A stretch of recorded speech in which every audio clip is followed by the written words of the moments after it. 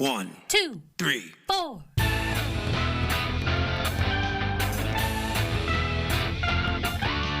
Monster movie. Fun time, go!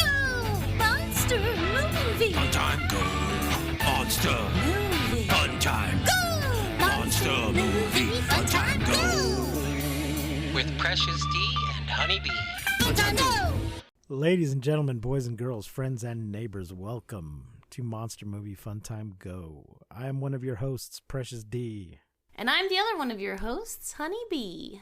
Honeybee and I are two best friends that are making our way through the history of kaiju movies. We started in 1933 with the original King Kong, and now we're in 2008. Honeybee, tell me what you just had to deal with in your personal life. Just a few minutes ago. My tiny little dog shit everywhere. On the carpet, on herself, and I had to shave her butt bald. Her butt looks like a little pink chicken breast. It's so bald. Now, the reason I ask is because if you had to do that again or watch this movie again, which would you choose? Oh my god. Oh my god, that is hilarious. I mean, I thought it was bad, Folks, but I didn't think it was that bad. I mean, yes, it was that bad, but if you had seen this shit and could smell the carpet, you may just watch this movie again, honestly. All right. But it takes so long, though. Folks, today's movie is Monster. So true. From 2000. Today's movie is No, We Have Cloverfield at Home. Yeah. It's the goddamn Asylum. Put it out direct to video 3 days before Cloverfield came out. Honeybee, friends, I just want to apologize to Honeybee for having to watch this movie. If any of our listeners watch this movie before listening to this episode. Now, if you listen to the show first, you can thank me for telling you not to watch this movie. Yeah, and thank me for watching it for you. If for some reason you're a masochist, it's on Zumo Play and Tubi. But it is just so bad.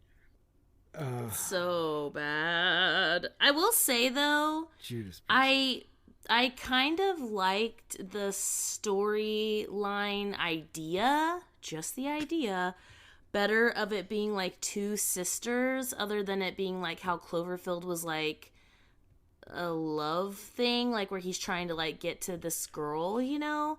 I like the idea of it being like two sisters instead of, but then as the movie kept going, I was like, well, maybe not, because at least Cloverfield, they had like an objective, like they were trying to like get this thing done, so they were working towards something, whereas like there was a goal in this movie, but we never really, I don't know. Also, there was a moment where I was like, is this girl, the girl who plays Sarah, I was like, is she like a good actor or am I a simp because she's so beautiful? And then like the next scene I was like, oh, simp, definitely simp. I mean, I guess she was nice enough to look at, but not so nice that I'm willing to forgive her for this movie in any way. Wikipedia does not even list the cast properly. Ouch. You know how they have a summary at the top and it'll say starring, but then further down it'll say cast and it'll tell you who actually played what. They don't bother with that in this one. Oh my god. So, let's see. Jesus. It is directed by Eric Forsberg. Damn you to hell, Eric Forsberg. Written by Eric and David Michael Latt. It's 90 goddamn minutes. The budget is estimated so at many $500,000. They actually bothered to go to Japan to film some of this, but I don't know why, because I don't either. There's very little. There's some stuff on the street, but it could be any street anywhere. Yeah, and There's no big a lot crowd of the scenes. like. Right, yeah, I was just going to say that. A lot of, like, the big crowd scenes or scenes where people are, quote-unquote, evacuating or screaming or being killed is all just, like, a noise that we hear. We don't actually see this stuff happening, which in a way is really smart when you have a low-budget film, but also just made me LOL because it's like, I hear all these people screaming, but it's only you two. It stars Yoshi Ando, Sarah Leaving, Shinichiro Shimizu, and Aaron Sullivan. And I believe Sarah and Aaron use their own names. Yeah. They changed their last name. In a Blair Witch sort of... Well, yeah, because they're not really sisters, so they have to... Mm-hmm. They have to have the same last name. Wikipedia has quite a lot of plot here for a movie in which nothing happens, because I felt like nothing was happening the whole time. Yeah. All right, before we dive into this shit, folks, at this time next week, Honeybee and I will be in Chicago at G-Fest. If you are going to be at G-Fest, come find us. Come and find say us. hello. Take a picture with us. And we will be doing a panel, Oh my god, Godzilla, you guys. Mothra. You guys. I was going to say, you guys asked me what the panel is about, because I'm so excited. It's a Mothra versus Godzilla panel, and it's, I think, Saturday at 10? Yeah, baby. We will be in ballroom A/B at 10 o'clock on Saturday for the Godzilla vs. Mothra anniversary panel, along with Daniel Dimana, Kevin Horn, and Billy DuBois. Yeah. So, come, if you're at G-Fest, come see us I am there. so excited. Do it. And now, we can't delay any longer. Oh, and I'm thinking of, there's a room with games. There's an arcade room, but then there's another room for like tabletop games. And I'm thinking of, during some of the free play, running a role-playing game, either a Kong or a Pacific Rim game. Oh, sick. And I also have this Godzilla board game that I noticed nobody had with them last year, so I'll bring that along. We're driving, so it's no big deal to just throw a couple extra things in the car. So come look for that. Hell as yeah. well. I've delayed all I can. Maybe I'll get Honeybee to actually play a role-playing game. We did play one role-playing game last year on the drive to G-Fest, if that counts. Oh, well, sort of, yes. We did a Final Fantasy book. Not Final Fantasy. Fighting. We did a fighting fantasy book, and we died. Very quickly. There is a full role-playing game based on that system. That's a story for another time. Okay. Here we go. The film takes place in Tokyo in 2003, where two reporters, Aaron and Sarah Lynch, have arrived to document unusual seismic disturbances that have been picked up around Tokyo. The disturbances are originally thought to be aftershocks left over from a supposed massive earthquake on the Kanto Fault that occurred 2 years previously, causing hundreds of thousands of casualties and several $100 billion in damage. I don't remember any of that. I don't know. It was only 7,000 people who died, one. And number two, I don't know if it's important to say this, because I don't feel like anything is important to say during this movie, but they are reporting or making a documentary on global warming. Why they had to go to Japan, I don't fucking know. Yeah, I guess they wanted to interview some Japanese industrialists about what they were doing to fight global warming, but I don't see what that has to do with this earthquake. It says here it's possibly referencing the real-life Fukuoka earthquake or the Miyagi earthquake. Although careful analysis of the evidence suggests otherwise. Otherwise what? Oh, that the aftershocks are not from that. Okay. Jesus. Okay. As time goes on, all of Tokyo begins to suffer from abnormal earth tremors, similar to those registered in 2005. The tremors are found not to be caused by an earthquake, but by a gigantic octopus that has been dormant for centuries. Well, is it? I mean, all we see of this monster is some tentacles. So, sure, it could be The a whole giant movie. octopus, or it could be some other tentacle monster. It could be Cthulhu. Who knows? At first, all they say, we don't even know it's an octopus. They're just like, oh, it's worms. Like, it's big worms. And I'm like, okay, so, is this like tremors or like what? And it takes like, I want to say like an hour or maybe even like 45 minutes. I have it written down somewhere in my notes. I'll say it when we get there. But for us to even actually fucking see anything, at least Cloverfield did it. Okay, well, I can't even say at least Cloverfield did it right, because you can't even really compare the two, because obviously Cloverfield is the better movie. Cloverfield is the movie. But, this movie is infuriating because it's just, the quality is just so bad. The sound quality, you can hardly ever hear the girls talking. Did you have that problem? Like, there are moments where they do it on purpose, but then there are moments when they're not doing it on purpose. Right. So it's like, if you're reporting or you're making this movie, why don't you have microphones? Like, we cannot hear you. Please speak up. Yeah. And the thing is, they are supposed to be making a documentary, so it would make sense for them to be mic'd up, unlike Cloverfield, where he just has a home movie camera, and yet we can hear all of them. Anyway, this thing has been awakened by mankind and now sees Tokyo as a new feeding ground. The filmmakers document the catastrophe as it unfolds. It starts as Aaron and Sarah are talking about consistently. filming Tokyo. How do you mean? Well, first of all, the whole like first half of the movie, Erin is like, doesn't want to film. She's like, fuck this, I want to get out of here. And Sarah's like, no, we have to document this. Global warming, we have to document it. And somewhere in the middle of the movie, I also have that written down, and we'll let you know when it gets there, but they switch. And then Sarah's like, no, stop. And Erin's like, no, we have to document this. It's like they are not consistent in that.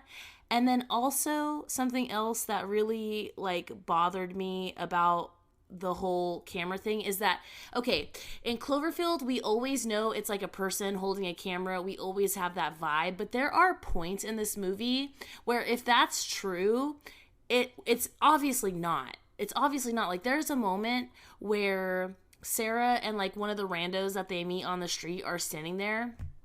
Or maybe it's Erin, who fucking cares? But whoever is holding the camera, quote unquote, is just walking in a circle around them, holding the camera. Like, no, obviously not.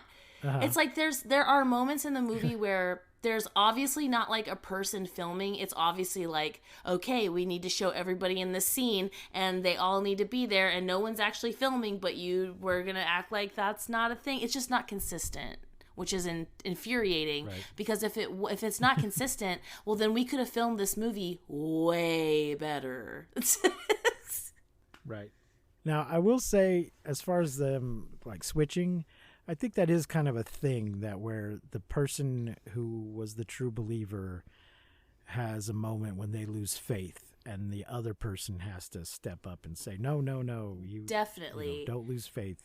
You were right. I agree with it's that. so badly done in this movie. I totally agree. It's just so badly done. Anyway, they're talking about filming Tokyo. The scene then switches to the interior of Erin's car as the two drive to LAX to catch their flight to Tokyo. In Tokyo, they rent a hotel room, and the next day, Sarah films Erin talking with the global warming minister. Do they actually have a global warming minister? They did, but I have a problem with this guy too, because like, I don't know. But not that it like would make this guy less Japanese if he was like, I don't know, from like Detroit or something, but this guy does not like have an accent or anything. Like, it's like Sarah's like trying to talk to him, like he doesn't understand her, and then he responds back to her just like doesn't even have a Japanese accent. Like she's like trying so hard, like, oh, I know some Japanese, let me try this sentence that I know, and oh, can you understand me? And he's just like, yeah, there's an earthquake. Oh shit. Like he just like does not, he's not even trying, which, like I said, it doesn't make him less Japanese, but like you could try to pretend. But he might or not something. be. He might, that part might not have been filmed in Japan. He might be an American. He definitely is an Japanese American. Background. He's definitely like maybe like a Japanese American, but in the like it just bothered me that she was trying so hard, like, can you understand me when I speak English? And he was like, hello ladies, how are you? Yeah, no problem. Like it was just so awkward. It was so awkward. Maybe, is there any chance they were trying to be funny? Man, I don't know if that would make it any better, to be completely honest. Anyway, during the interview, an earthquake strikes and the scene again switches to the reporters in the basement of the environmental building. They find a survivor named Justin Robbins, and as they flee, they hear the sounds of panic and plane engines from a tunnel. Later, they find a mall, and another earthquake occurs. In the chaos, Justin is impaled by a pole as the reporters flee in panic. Oh, Justin has told them that they should get to the American consulate or embassy or whatever. And that's where they're trying to go. Some small text appears on the screen saying that tape 3 was damaged. As the reporters run toward a mall, they find a woman, Aiko, and her father, and they eat and sleep. Aaron, not realizing she's left the camera turned on.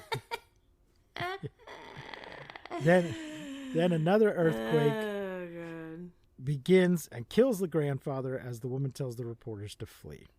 Oh, Jesus.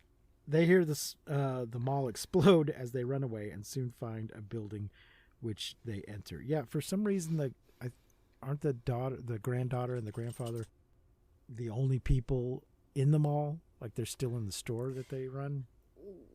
Well, yeah, but they also have all other family members with them that you don't see until like a little bit later. Oh, right.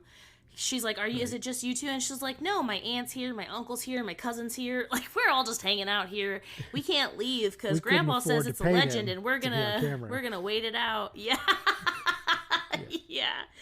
Yeah. Also in this part when the like mall explodes and then the background people, which there is not a lot of them, but they are all walking in different directions. It's not like they're all panicked and like running into one direction or panicked and running in separate directions. They're just all randomly in a triangle, in a shape, just walking in different directions. I'm like, oh my God, this is so bad. And then when we hear the monster at people that happened to be there. Right. I thought they were people that didn't know a movie was being made. They're like, oh, don't say anything. We can use them as background people. Yeah, exactly.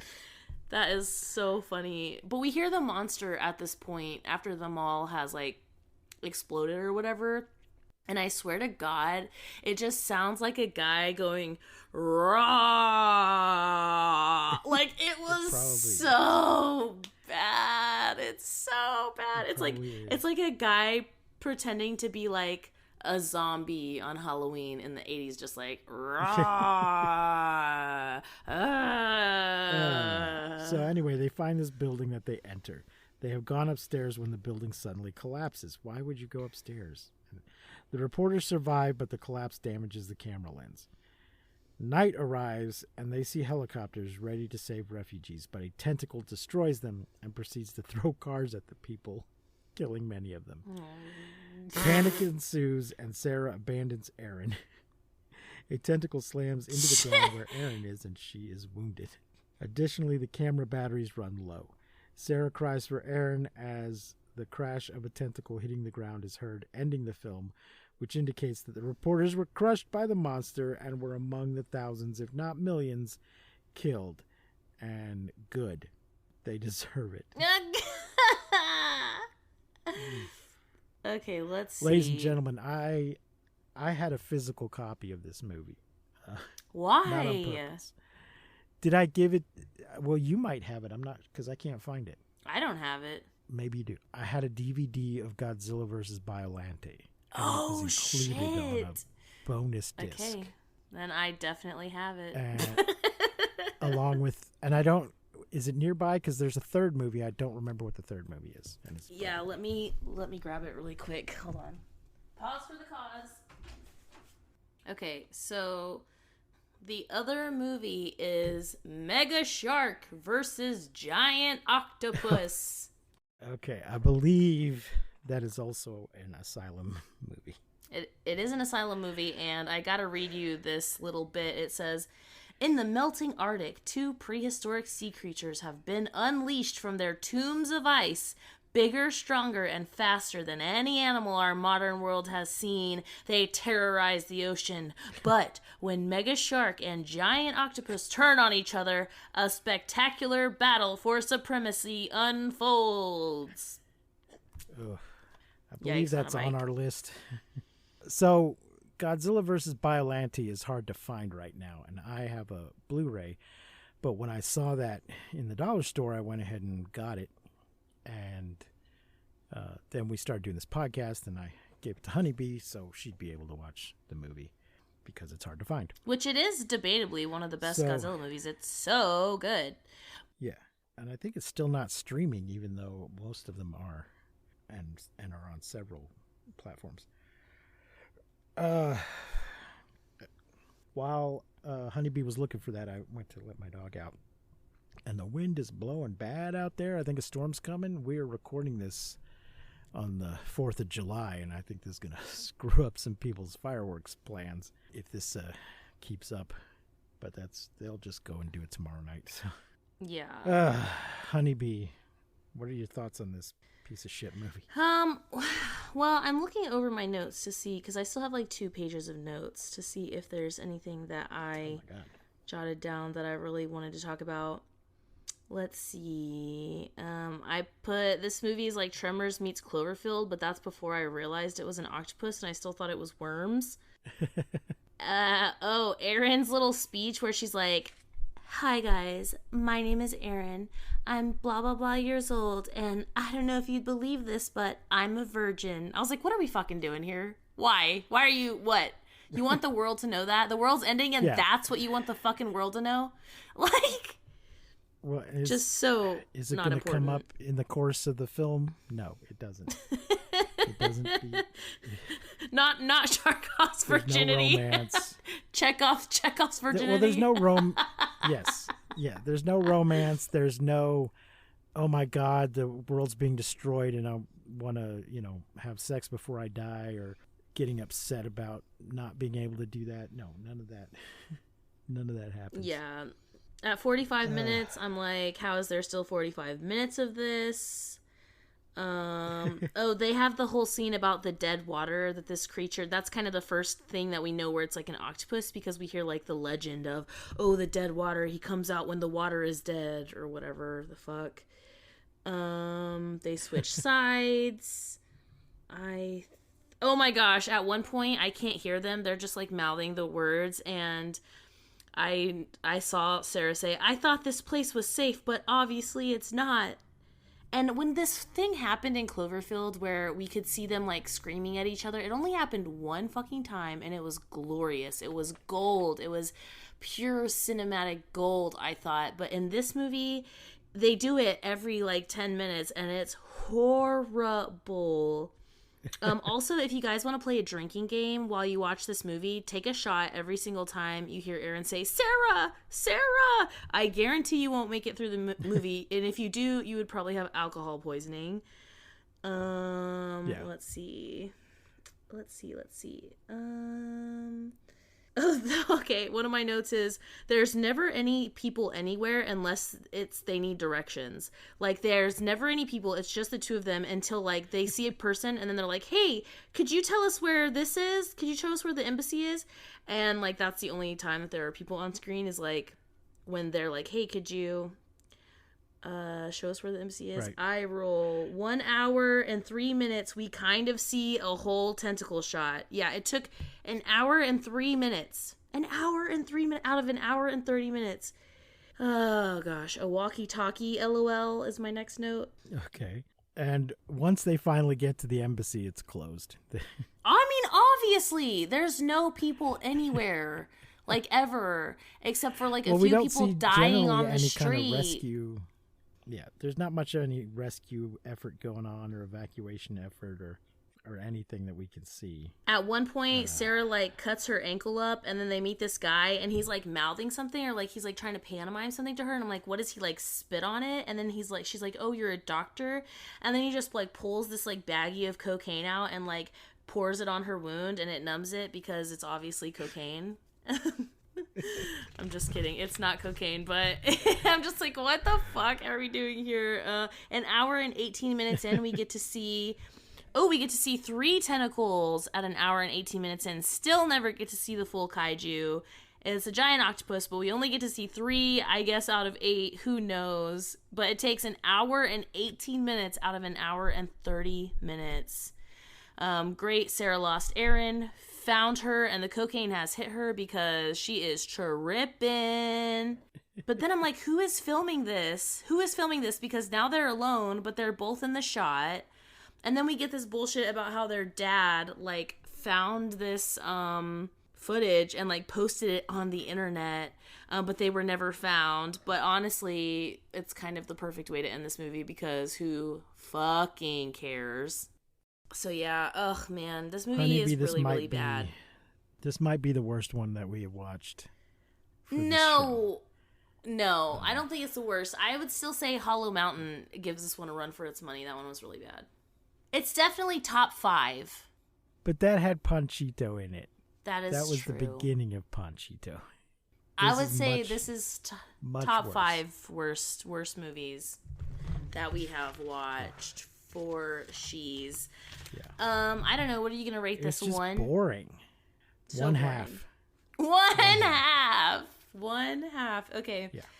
I am gonna rate it a 1 simply because, like, I thought Sarah was so hot, and I know that that's shitty of me. And you know what? Fucking fight me. I don't care. She's fucking gorgeous.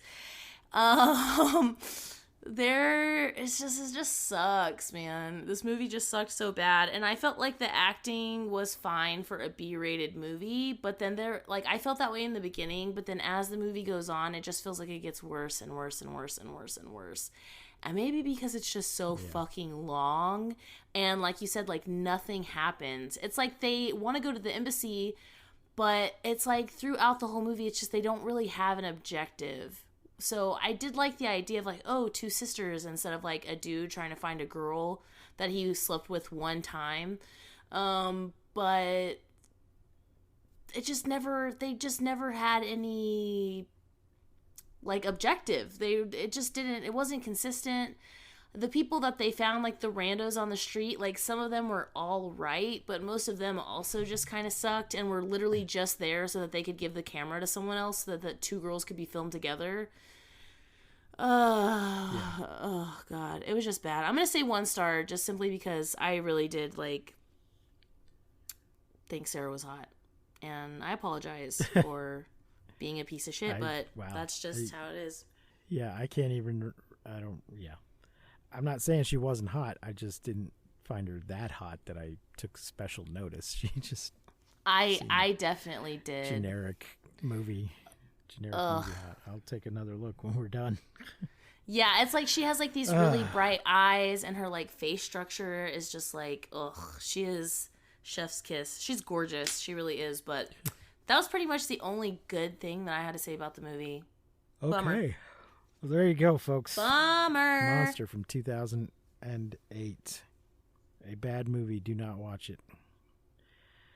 Next week's movie is Monster X Strikes Back, Attack the G8 Summit, which is a sequel to Monster X from 30, 40 years ago. It's available on the Internet Archive. That's the only place I found it. Same. So, there you go, folks. Please rate and review the show on wherever you listen to it. And if you want to support us, you can go to patreon.com/mmftg and support the show, or you can just go to mmftg.com and find links to all of our things there. Thanks for listening, everybody. Until next time, I have been Precious D. And I have been Honey Bee. Remember to keep calm and take shelter in basements. And please, don't misuse science. We won't see you, but you will hear us next time on Monster Movie Fun Time Go. Roar. You've been listening to Monster Movie Fun Time Go. If you enjoyed the show, please rate and review us on your podcasting platform of choice. Our theme song is by the Texacato Folk Rock Punk featuring Lita Lopez. You can support the show, find links to our social media, and even leave us a voice message at anchor.fm/mmftg.